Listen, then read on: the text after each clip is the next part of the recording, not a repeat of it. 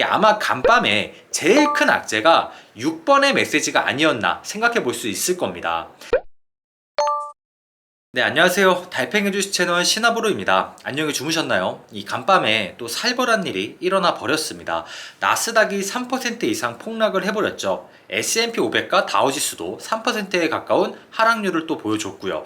아침부터 다들 일어나가지고 혼란스러우실 것 같아가지고 최대한 정리를 해서 이른 시간부터 영상을 좀 올려드리게 됐어요. 예상하셨던 대로 잭슨홀 미팅 파월 연준 의장의 한마디 한마디에 시장은 정말 대단한 변동성을 보여줬습니다.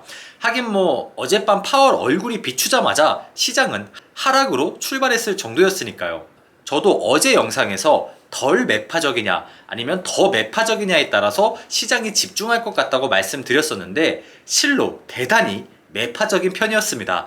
비둘기적인 발언은 일절 없었고요. 어젯밤 파월의 한마디 한마디는 정말 매서웠다고 보시면 될 것 같아요.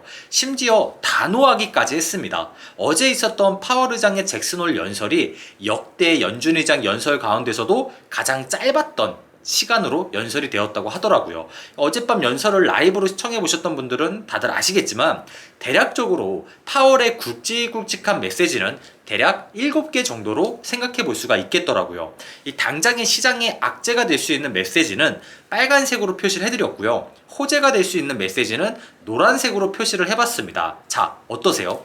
한눈에 보시더라도 간밤에 왜 미국 증시가 폭락을 해버렸는지 이해가 대번에 되실 겁니다. 7개의 메시지 중에서 7번 메시지를 제외하고는 모두 시장이 원하는 대답은 아니었죠. 이번 잭슨홀 미팅에서 파월 의장은 CPI를 2%대까지 떨어뜨리기 위해서 지속적인 금리 인상이 필요하다면서 강조를 또 한번 해주었습니다. 하지만 2%대로 돌아가는 데는 꽤 긴 시간이 걸릴 것 같다고 언급을 또 해줬죠. 이를 위해서 금리 인상 수단을 강력한 도구로 사용할 예정이라면서 또 한 번 매파적인 기조를 확실히 보여주기도 했어요. 이러한 계속된 금리 인상으로 인해서 향후 노동시장과 가계에도 당연히 부담이 갈 수 있다는 말도 빼뜨리지 않고 던져주기도 했습니다. 1번부터 3번까지의 메시지를 보시면요, 확실히 연준의 매파적인 기조를 시장은 충분히 확인해 볼 수 있게 돼버렸죠. 그리고 현재의 연준은 물가를 잡는 데에만 눈이 뒤집혀 있다는 것도 우리는 느낄 수가 있을 거예요. 그리고 이제 4번에서 6번까지의 메시지도 시장엔 악재로 작용이 됐거든요. 이 메시지들을 결국 종합해 보면요, 결국 경기 침체가 더 깊게 오더라도 연준은 용인하겠다라는 말로 우리가 해석해 볼 수가 있을 거예요. 최근 미국 증시가 저점에서 대략 20% 이상 반등할 수 있었던 이유도 이전 달 CPI 지수가 낮게 나오게 되면서 내심 연준이 비둘기적인 메시지를 보내오지 않을까 하는 기대감 때문이었잖아요. 아마 간밤에 제일 큰 악재가 6번의 메시지가 아니었나 생각해 볼 수 있을 겁니다. 연준은 아직 물가가 잡혀가고 있다는데 확신을 하지 못하고 있고 4번 메시지를 보시면 금리 인하를 쉽게 할 것 같아 보이진 않기 때문이죠. 유일한 비둘기적인 발언은 7번 메시지밖에 없었어요. 어느 시점부터는 금리 인상 속도를 낮추는 것이 바람직해 보인다, 이렇게 메시지를 던져왔죠. 실제로 장중에 이 메시지가 나오고 나서요, 갑자기 낙폭을 확 축소하는 그런 그림도 시장이 보여주기도 했고요. 하지만 간밤의 연설을 정리해 보면은 결국 비둘기적 신호, 금리 인하는 아직은 시기상조였다고 우리는 생각해 볼 수 있을 겁니다.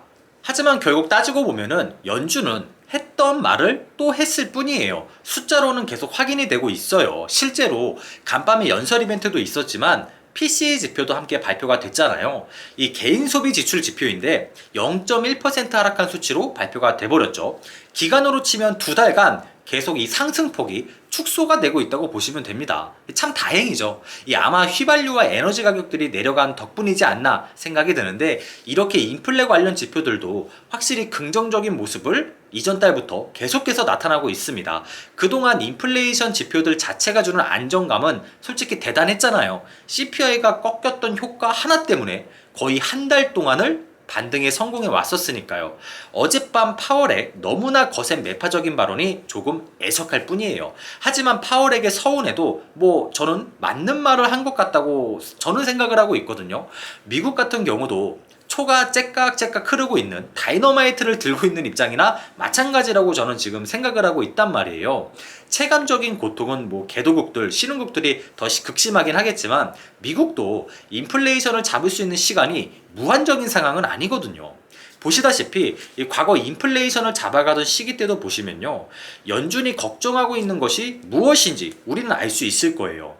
이 1970년대인데 인플레이션이 지금처럼 엄청나게 치솟다가 긴장의 끈을 연준이 살짝 놓으면 바로 다시 인플레이션이 치솟아 버리는 그런 모습을 볼 수가 있을 거예요.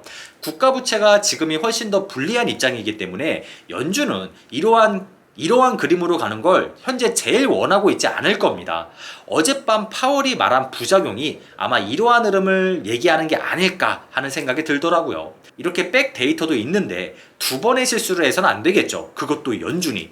결국 모든 내용들을 종합해 봤을 때 우리가 알 수 있는 건 앞으로도 강력한 금리 인상 정책은 아직까지 계속될 여지가 높다라고 생각해 볼 수가 있을 겁니다. 또한 강달러 기조가 쉽게 꺾이지 않을 거란 것도 우리가 쉽게 예상을 해볼 수가 있겠죠. 강력한 통화 긴축이 계속되면 계속될수록 전 세계의 돈들은 다 달러를 원하게 될 테니까요.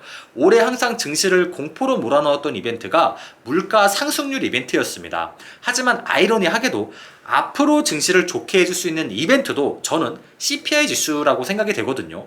9월 13일에 또 발표가 되게 될 거예요. 블라드 총재랑 파월 연준 의장의 말처럼 확실히 물가가 잡히고 있다는 그러한 증거를 제시해줄 만한 지표로는 CPI 지표, 근원소비자 물가지수라고 저는 생각을 하고 있으니까요.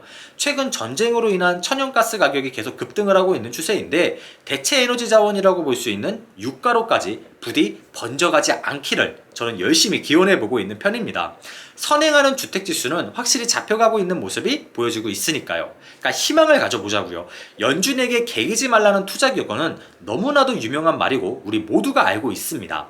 당장은 연준의 스탠스에 따라서 투자 판단을 하는 것도 저는 현명한 판단일 수도 있다고 생각이 들어요. 하지만 우리가 망각해서는 안 되는 게 하나 있습니다.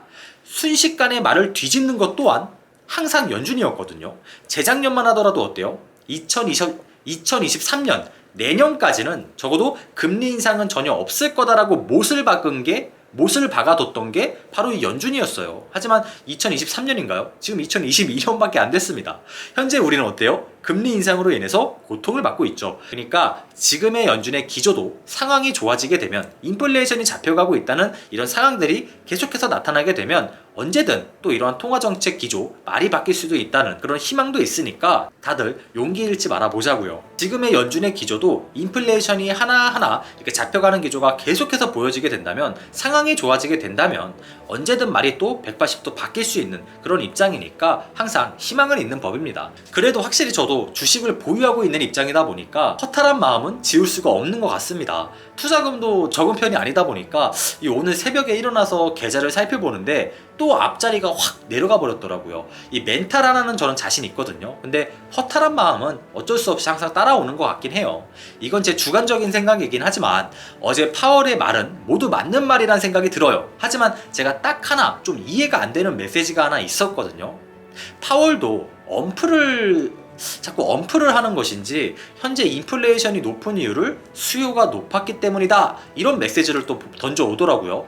저는 이 메시지에는 전혀 동의하지 못하겠더라고요. 이 말은 똑바로 하랬다고 미국 바이든 대통령은 지금 뭐 하고 있습니까? 인플레이션 법안까지 만들어 가면서 표심 얻으려고 돈을 풀 생각이나 하고 앉아 있잖아요. 그러니까 누구는 잡는다고 금리를 올리고 어디는 또 표심 얻으려고 돈이나 풀고 앉아 있고, 그래서 저는 수요가 인플레이션의 결과물이다 이렇게 말하는 파월의 어제 하나의 메시지에는 크게 동의가 잘 안 되더라고요. 그러니까 구독자분들의 생각은 어떠하신지 이 부분이 좀 저도 궁금하기도 합니다. 댓글 많이 남겨주세요. 우리 달팽이 친구분들께서도 아침부터 폭락한 증시를 보고 혼란스러워 하실 것 같아서 조금 걱정이 되거든요. 가뜩이나 즐거워야 될 주말인데 말이에요. 그나마 일어나셔서 제 영상이 시장을 이해하시는데 도움이 되셨으면 좋겠습니다. 도움이 되셨다면 구독과 좋아요, 알람 설정까지 부탁드릴게요. 행복한 주말 되시고요. 가족, 친구, 연인분들과 함께 행복한 시간 보내시기 바랍니다. 내일 또 건강한 모습으로 다시 만나자고요. 감사합니다.